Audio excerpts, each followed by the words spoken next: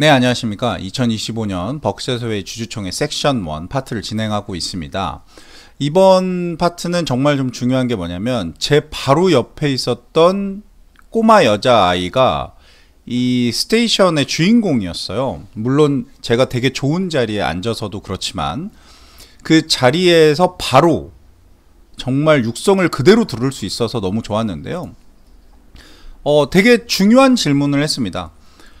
젊은 투자자들은 어떻게 해야 되느냐, 내가 어디서 뭘 배워야 되고, 지금 이렇게 경제가 다 성장해 버렸는데 이런 부분에 대해서 우리가 더 뭔가를 얻을 수 있는 기회가 적어진 것 같다. 이 부분에 대해서 좀 가르쳐 달라라고 워렌에게 질문을 합니다. 이 질문을 한번 보시면, 제가 이분 바로 옆에 앉아 있었다고 보시고 한번 보세요.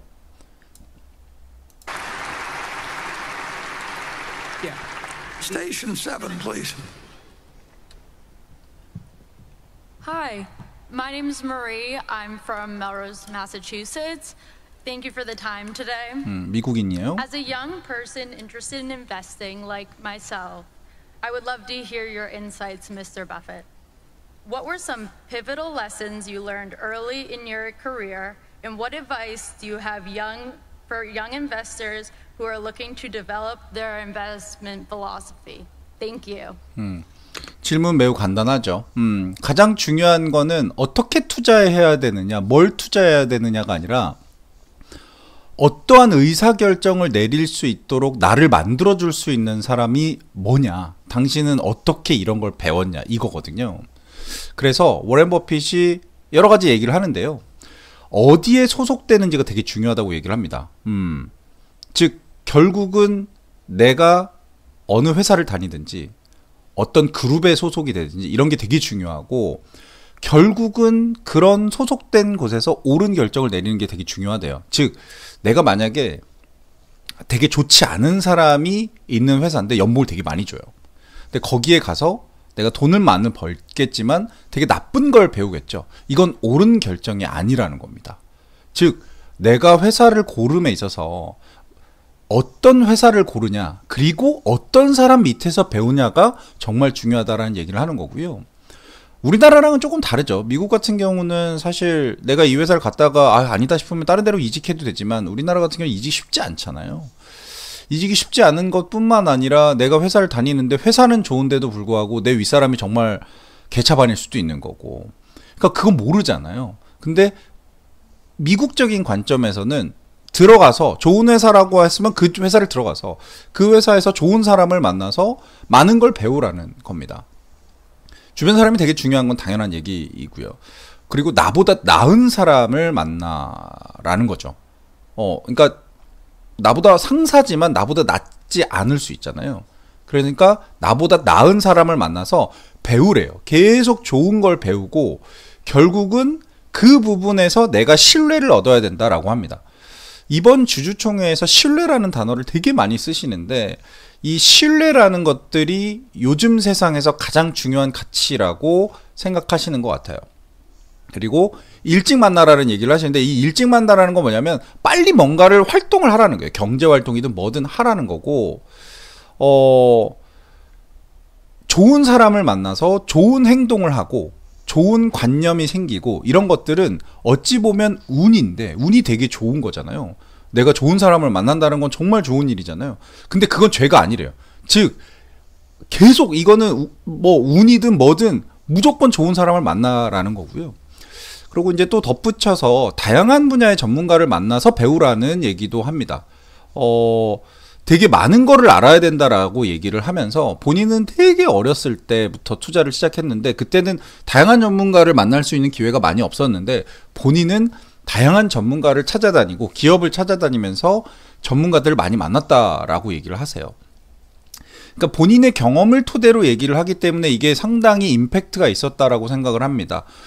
저도 제 옆에 있었던 이 젊은 친구가 질문을 했기 때문에 더 귀담아 들을 수밖에 없었는데, 너무너무 좋은 말이었어요. 나의 경험에 의하면 신뢰가 엄청 중요한 가치다.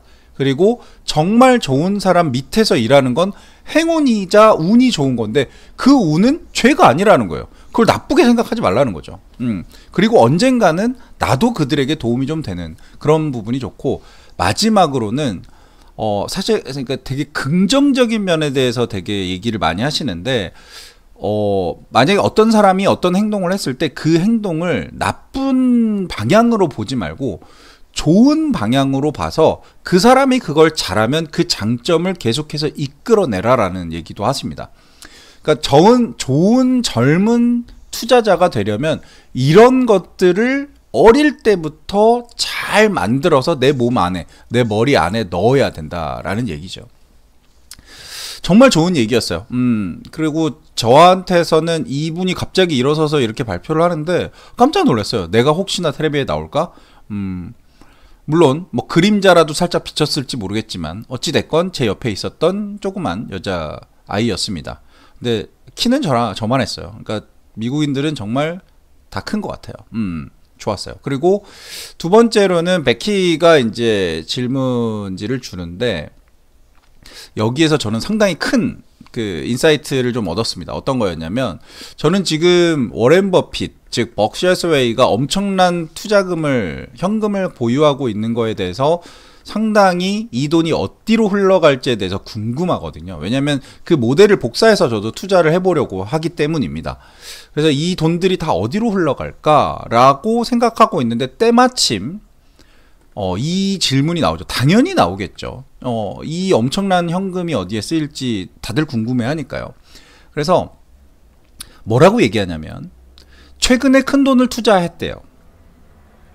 최근에 큰 돈을 투자했다라는 것까지는 우리는 알 수 있습니다.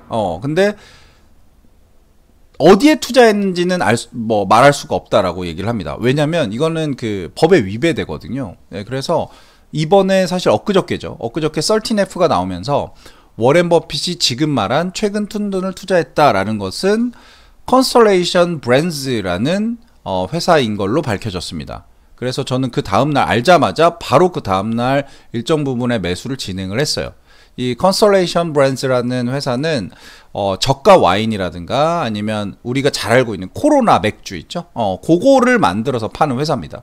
그러니까 소비에 대한 부분이에요. 만약에 유통망만 갖고 있었다면 당연히 워렌 버핏도 투자하지 않았을 건데, 생산부터 유통, 소비까지 다 갖고 있는 그런 회사라서 재무제표에 대한 분석이요? 당연히 제가 할 필요가 없죠. 왜냐하면 워렌 버핏이 이미 다 끝내놨으니까. 언제 들어가느냐가 중요한데, 작년에 일부 매수를 했고 올해 1분기 때 트럼프의 관세 때문에 정말 주식이 박살이 났어요. 주가가 박살이 난 상태에서 1분기에 이 회사의 비중을 2배를 늘린 거였죠. 근데 주총을 할 때는 얘기할 수가 없었어요. 왜냐하면 13F를 발표하기 전에는 얘기하면 안 되니까요. 그 얘기를 하셨고요. 이거에 대한 투자에 대해서 얘기하시는데, 특별하지 않고 원칙을 지켰다, 이 얘기를 하셨어요. 왜냐하면 그 컨스텔레이션 브랜드가 갖고 있는 재무제표상에서 뭔가 이 회사가 앞으로 뭐 되게 색다른 것을 할 거야, 이게 아니라 아주 좋은 재무제표를 꾸준히 유지하고 앞으로도 개선시킬 수 있는 여지가 있기 때문에 원칙을 지켰다라고 얘기를 했고요. 이걸 얘기하면서 특별히 이제 이 돈들 현금을 어디다 쓸 거냐 이 얘기를 하셨는데, 이번의 변동성 약 한 20에서 30% 정도의 변동성이죠. 이런 변동성에 대해서 못 견디겠으면 투자를 하지 마라. 투자자가 되지 마라라고 얘기를 하세요. 이 정도의 변동성은 아무것도 아니다. 맨날 대공황, 오일 쇼크 이런 거 내가 다 겪어봤는데, 우리 버크셔 해서웨이가 주가가 90% 떨어진 적도 있었는데 그건 중요하지 않다.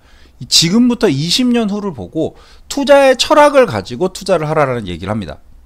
이 얘기는 뭐냐면, 우리가 갖고 있는 이 480조나 되는 현금은 단지 그냥 있는 것이 아니라 원칙을 지키면서, 철학을 지키면서 투자할 기업을 찾고 있는 상황이고, 1분기 때 그런 회사를 찾아서 비중을 늘렸다.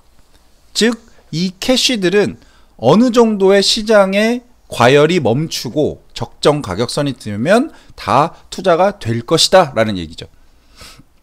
즉, 지금 현재 고평가되어 있는 시장은 언젠가 조정이 왔을 때를 기다리고 있다라는 거죠. 즉, 시장은 내려갈 확률이 있다라고. 언제 내려갈 것이다가 아니라 내려갈 확률이 있다. 왜냐면 내려갈 확률이 없으면 이 버크셔 해서웨이는 아예 투자를 못 하는 걸요.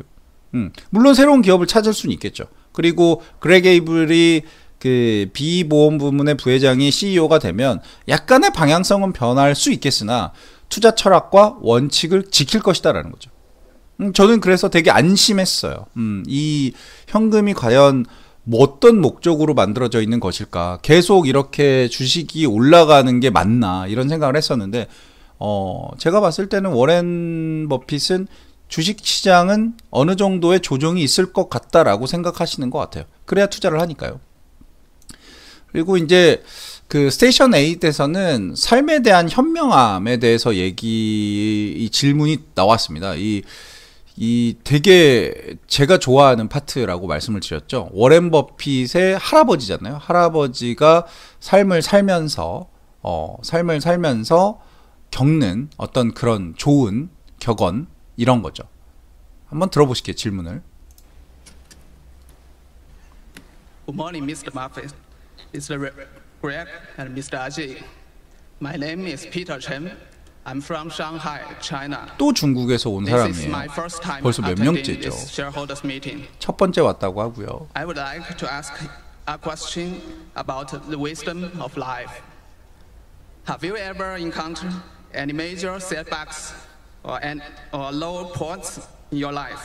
어떤 좌절이나 어떤 그런 로우 포인트가 뭔지 모르겠지만 어떤 되게 안 좋은 어떤 그런 시험 결과 뭐 이런 걸 겪어본 적 있느냐 뭐 이런 얘기하죠.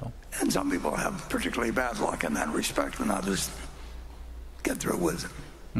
나도 당연히 겪었다고 하고 대부분의 사람들도 겪는다고 얘기하는 거죠. Charlie, you know, but he had setbacks. I had setbacks. I mean, it's part of life, and 좌절이라는 건 삶의 일부라는 얘기를 해요. Great advice for you about you know, having the time of your life while you're having some major setback, but it comes with lifetime. You know, 그냥 온다라는 거죠. 그냥 삶의 일부라는 거죠.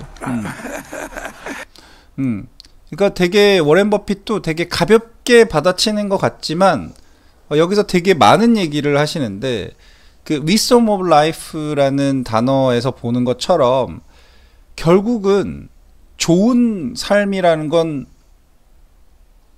그냥 지금을 보는 거고 현명한 삶이라는 건 그걸 다 겪은 이후를 본다라는 거죠. 그래서 모두가 좌절을 겪지만 이 좌절을 내가 좌절하고 일어서지 못하면 그건 끝인 거예요. 근데 그 끝이라는 말보다는 그 좌절을 일어나서 다시 좋게 만들어가는 과정이 인생이다라는 얘기를 하세요. 그리고 어떤 사람은 운이 좋고 어떤 사람은 운이 나쁠 수도 있고 어떤 사람은 계속 운이 좋고 어떤 사람은 계속 운이 나쁠 수도 있지만 운이 좋고 나쁨 자체도 그냥 계속 가라는 거예요. 그러니까 막 나는 인생에 운이 나빠. 그러니까 뭐가 하면 안 돼. 뭐 그래도 그냥 가라고 얘기를 해요. 본인이 96년 동안 살아왔기 때문에 내가 다 겪어보니까 그냥 가면 그게 운이 좋은 거, 그게 운이 나쁜 거 이런 거에 그렇게 크게 영향받지 않고 조금씩 나아진다라는 얘기를 하세요. 그리고 우리가 정의하는 삶, 어떤 좋은 삶, 나쁜 삶 이런 거는 아무 의미가 없대요. 좋은 일이 벌어지는 것도 나쁜 일이 벌어지는 것도 다 삶의 일부기 때문에 그걸 그대로 즐기면서 계속 가라는 거예요. 그러니까 go on이죠. 계속해서 움직이고 계속해서 뭔가를 하면서 나아가라는 거죠. 그렇게 되면 결국은 나의 삶의 풍성함들이 생기고 그 풍성한 삶이 결국은 이 삶을 살아가는 현명함이 된다라는 거죠. 그러니까 정말 멋진 말이에요. 이런 별거 아닌 것 같지만 한 번 더 이런 현인에게 들었을 때 더 큰 임팩트가 오는 것 같습니다. 정말 고마운 사람이에요. 네, 이번 파트는 여기서 끊고 가도록 하겠습니다. 고맙습니다.